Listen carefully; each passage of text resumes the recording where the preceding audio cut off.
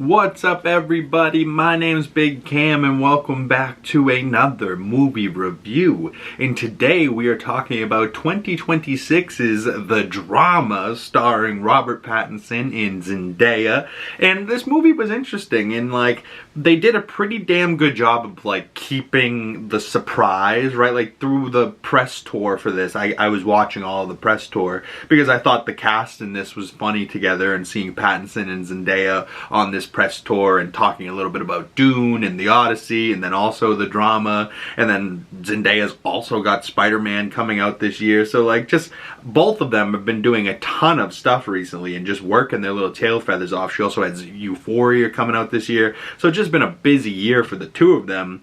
And I remember back in, I believe, April or something like that when this was coming out, or maybe earlier, like February or something. But I remember when this was coming out and it was like, oh, there's some big surprise that they're trying to keep secret. And I was taking this more as because I saw one shot of Zendaya in lingerie holding an AK, she was holding a rifle. So I thought this was gonna be the bride goes crazy and kills her whole wedding party type of thing at the end of this movie. That's not the case. It's more of a thought experiment of a movie, but I still think it was pretty damn good and pretty well done. And it was shot here in Boston, so I really like that side of things. There was quite a few locations where Robert Pattinson was that I was like, oh, that's the financial district. Oh, that's the federal building. I know that building. You know what I mean? And then I remember seeing when they were filming footage from Boston, people being like, Zendaya just cussed somebody out and threw a cup at a car. And she's like, this is a fucking crosswalk. Fuck you. They didn't necessarily say they were from Boston in this movie, but that's definitely where they were. And Zendaya's anger towards a car beeping at her as she was walking across a crosswalk, I was like, oh, felt so very right. She throws a coffee. I've always wanted to do that too. Somebody beeps at you, fuck you! You throw a coffee at their windshield, explodes all over the car. But just to kick off here, the little letterbox synopsis for this reads, witness the wedding of the year. A happily engaged couple is put to the test when an unexpected turn sends their wedding weekend off the rails. And it's not necessarily in a comedy way, right? This same type of synopsis is probably written for I don't know, some wedding type of movie, maybe even The Hangover, you know what I mean? And their wedding weekend goes off the rails and it ensues into some funny manner, right? There's some funny lines in this, but I wouldn't call this a comedy at all, right? The drama is 100% a drama of a movie. It's not an action movie, it's not a comedy, it's just one of those thought experiments that really just get you thinking and put you in that situation, right? So just to get into it now, and spoilers, if you didn't want to see this, go check it out. I rented this last night on Amazon Prime Video, and just for the people that don't want to hear spoilers, overall for this movie, I gave this a 3.5 out of 5 stars, about a 6 out of 10. And, now to get into the spoilers, the big, surprise that takes this wedding off the rails is Zendaya and Pattinson are a couple, and they're out with Mamadou Athie, and he played Mike, and his wife Rachel, and that was played by Alana Hayam. And I don't necessarily recognize her from much. She was in Licorice Pizza. She was in One Battle After Another. I don't remember her from that. But so the four of them are at this couple's dinner trying to decide the wine and what food's going to be at the wedding and stuff like that. And the conversation comes up where they're like, all right, what is the worst thing you ever did? And, one of them was I used my ex-girlfriend as a human shield to a dog. The other girl was I locked a special needs kid in a closet when I was a kid and ran away when he started screaming, and then the cops found him later. And they're like, well, what if he didn't get found? You would have been a murderer. You would have been somebody that just trapped this autistic kid in a closet and killed him, So that, it gets fucked up because you start judging people from now, this conversation, whereas it's supposed to be just oh, what's the worst thing you ever did? I'm not going to judge you. And then they get really judgy, right? And I don't even remember what Patton said his worst thing was, but Zendaya's worst thing was that she planned a school shooting. Not necessarily did a school shooting, which is obviously much fucking worse, but is planning it also just as bad, right? And she was a troubled kid. She was depressed. She was really sad. She goes out in the woods and her character's deaf in one ear, not from birth, but because she was out in the woods shooting a gun and she wasn't wearing hearing protection. She shot the gun and her ear started bleeding.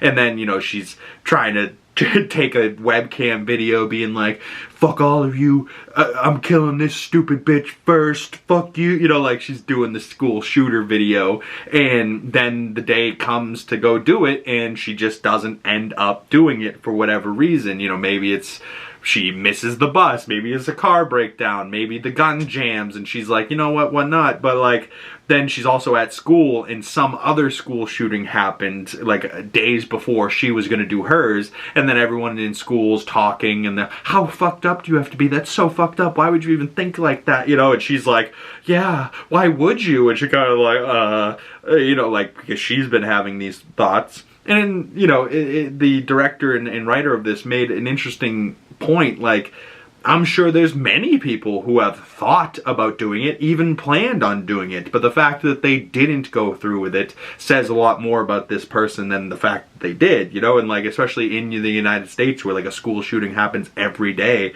you know, especially like I know growing up, there's been far too many school shootings in my 20-something years on this planet, right? Like, I'm not sure if they were happening before I was around, but they've certainly been happening in the last 2 decades, you know what I mean? And like just the crazy world we live in, it's wild, but like just think about it for a second. If, you know, I don't have a girlfriend, but if you had a girlfriend and she was in high school and now you're many years down the line, you're about to get married to her and you find out that she planned a school shooting, does that change everything drastically? Maybe, but does it change who that person is that you fell in love with? And I liked where this movie ended because obviously, you know, she said this and it got him. He's a chronic overthinker, so he's, you know, he's overthinking everything, and now he's like, oh my god, does this change everything? The friends that were friends are being assholes, and you know, like, it's just a messy situation, and the wedding certainly goes off the rails, but then like they still attend the wedding, and then like she gives her speech but does it in like this sarcastic, dry,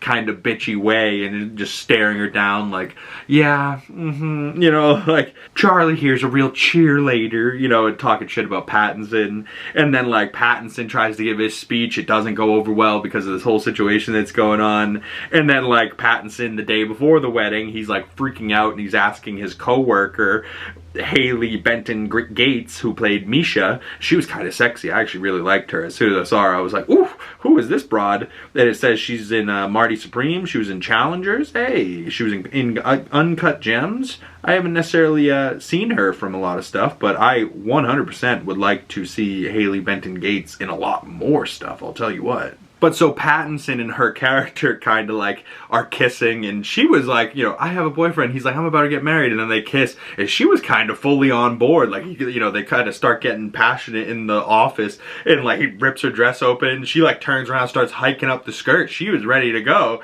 but then, you know, he kind of like stops. He's like, I'm sorry, I really just, please don't tell anybody about this. And she's like, dude, you ripped my fucking shirt. I can't believe that. You know, like, but she was game. She was game. She wasn't like, oh no, I have a boyfriend, get off me. She, like, she was there. She was ready. She hiked up that skirt. She turned around. She was ready to go.